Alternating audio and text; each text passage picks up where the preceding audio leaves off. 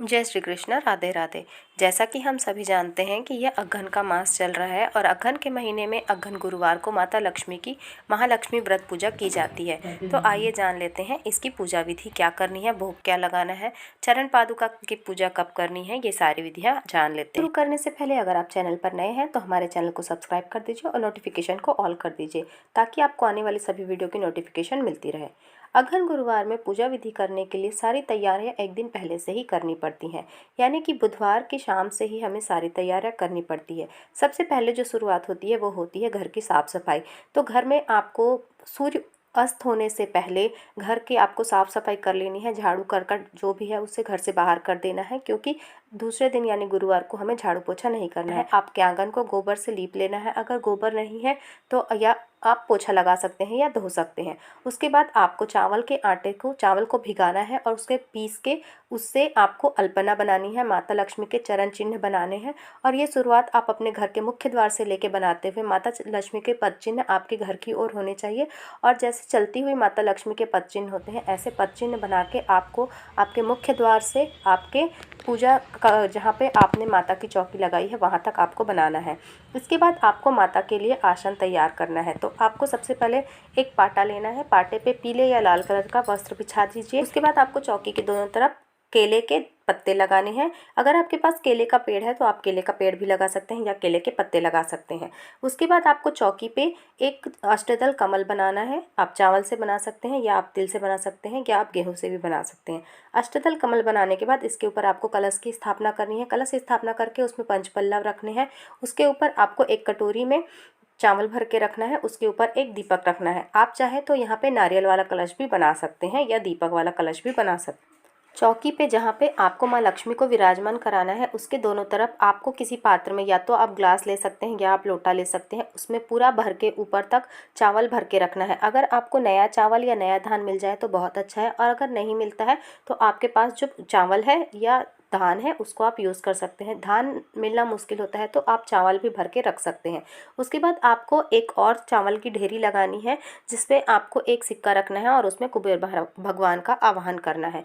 इसके बाद आपको यहाँ पे आपको माता लक्ष्मी को विराजमान कराना है। माता लक्ष्मी को विराजमान कराने के लिए उनके नीचे अगर आप कमल के पत्ते हैं तो आप कमल के पत्तों का आसन लगा सकते हैं, या आप चावल का आसन दे सकते हैं, या आप गुलाब की पंखुड़ियों का आसन दे सकते हैं। साथ ही साथ आपको भगवान विष्णु और माता लक्ष्मी की एक साथ जो प्रतिमा रहती है या एक साथ जो उनकी छाया प्रति रहती है उसको भी साथ ही साथ रखना है। साथ ही साथ आपके पास अगर श्री सूक्तम है तो आप उसको भी वहाँ पे रखिए। आपके पास अगर शंख है तो शंख भी यहाँ पे रखिए, और अगर आपके पास श्री यंत्र है तो आप उसे भी यहाँ पे रख सकते हैं और सारी चीज़ों को व्यवस्थित कर सकते हैं। इसके बाद अब आपको जहाँ पे आपने माता लक्ष्मी की स्थापना की है वहाँ पे आपको कुछ पत्ते या छोटी सी डंगाल अगर आपको मिल जाती है तो आपको आंवले के पत्ते की भी लगानी है, और अगर आपको आम के पत्ते मिल जाते हैं तो आप आम के पत्ते भी सजा सकते हैं।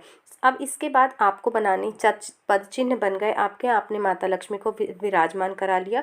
अब शुरू होती है आपकी पूजा विधि। तो एक दिन पहले बुधवार को संध्या के समय में आपको पूजन शुरू करना है। आपको पूजा शुरू करने से पहले आपके घर का झाड़ू पोछा बर्तन आदि धो लेना है, किचन साफ कर लेना है। ये सारी साफ सफाई करने के बाद आपको सबसे पहले आपके मुख्य द्वार पर दीपक प्रज्वलित करना है। मुख्य द्वार से दीपक प्रज्वलित करना है, वहाँ पे दीपक की पूजा करनी है। उसके बाद पूजा करते हुए घंटी बजाते हुए आपको आना है आपके पूजा घर तक। अगर आपने पूजा की चौकी लगाई है वहाँ पे आपने जो दीपक रखा है वो दीपक भी आपको प्रज्वलित करना है।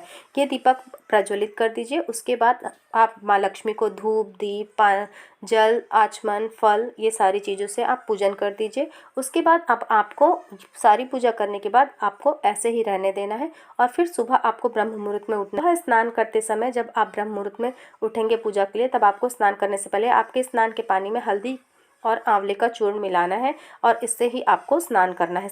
इस दिन आपको पीले कलर के वस्त्र धारण करने हैं और तेल इत्यादि नहीं लगाना है। स्नान के बाद आपको पूजा करना है। पूजा के लिए आपको सबसे पहले जैसे आपने शाम के समय की पूजा शुरू की थी मुख्य द्वार से, उसी तरह आपको पूजा करनी है। आपको कलश का दीपक पहले प्रज्वलित करना है। उसके बाद आपके आंगन में थोड़ा सा हल्दी वाला जल छींचना है। उसके बाद आपको पूजा शुरू करनी है। जैसी पूजा आपने शाम को की है मुख्य द्वार से शुरू करते हुए जहाँ आपके मंदिर है वहाँ तक, वैसे ही आपको करनी है।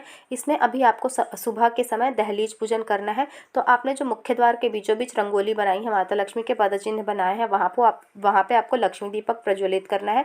4 बत्ती का दीपक प्रज्वलित करेंगे। इसमें या तो तेल या घी का प्रयोग करेंगे। आप तिल के तेल का इस्तेमाल करिए। इसमें आप थोड़ा सा मीठा डालिए और वहाँ पे लक्ष्मी दीपक की पूजा करिए। उसके बाद आप माँ लक्ष्मी की पूजा करिए, उनको भोग, धूप, दीप, नैवेद्य आदि अर्पित करिए। भोग में आप कोई भी मीठी चीज़ चखा सकते हैं। आपको अगर आपके पास अभी सुबह समय नहीं है आपको, तो आप दोपहर की पूजा जो 12 बजे होती है उसमें आप भोग बना सकते हैं। भोग में आपको क्या लगाना है, तो माता लक्ष्मी को खीर का भोग बहुत पसंद है, तो अगर आपके पास समय है तो आप माता लक्ष्मी के लिए चावल की खीर बनाइए, उसमें केसर, इलायची डालिए और माता को अर्पित करिए। अगर आपके पास समय की कमी है तो आप कुछ मीठा भी अर्पित कर सकते हैं, या आप मखाने की खीर भी बना सकते हैं, पर इसमें भी आपको केसर और इलायची ज़रूर डालना है क्योंकि ये माता लक्ष्मी को बहुत प्रिय है। भोग लगाने के बाद माता लक्ष्मी को पान जरूर अर्पित करिए। पान का बीड़ा बनाइए, उसमें लौंग, इलायची लगा के माता लक्ष्मी को अर्पित करिए। इसके बाद हो सके तो श्री सूक्तम का पाठ करिए। जिस तरीके से आपने सुबह पूजा की है वैसे ही पूजा करिए। व्रत की कथा विधि पढ़िए। इसके साथ ही साथ आप माता लक्ष्मी की आरती करिए। साथ ही साथ अगर हो सके तो माता लक्ष्मी के मंत्रों का जाप करिए। उसके बाद जिस तरह आपने सुबह पूजा की उसी तरह आप दोपहर में पूजा करिए, माता को भोग लगाइए। साथ ही साथ आपको इसी तरह शाम की भी पूजा विधि करनी है। शाम की पूजा विधि प्रदोष काल में करनी है। इसके बाद आप दूसरे दिन सुबह स्नान करिए, माता लक्ष्मी की पूजा करिए। और अगर आपके यहाँ व्यवस्था नहीं है कि आप महीने भर माता लक्ष्मी को इसी तरह विराजमान रख सकते हैं, तो आप आपके पाटा को और माँ लक्ष्मी को वहाँ से हटा सकते हैं। और अगर आपके यहाँ व्यवस्था है तो आप इसी तरह माता लक्ष्मी के पाटे को इसी तरह व्यवस्थित रहने दीजिए और हर गुरुवार को इसमें पूजा करिए। आशा करते हैं कि यह वीडियो आपको पसंद आई होगी और आपके लिए हेल्पफुल होगी। अगर यह वीडियो आपको पसंद आई है तो वीडियो को लाइक कर दीजिए और अगर न्यू है तो चैनल को सब्सक्राइब कर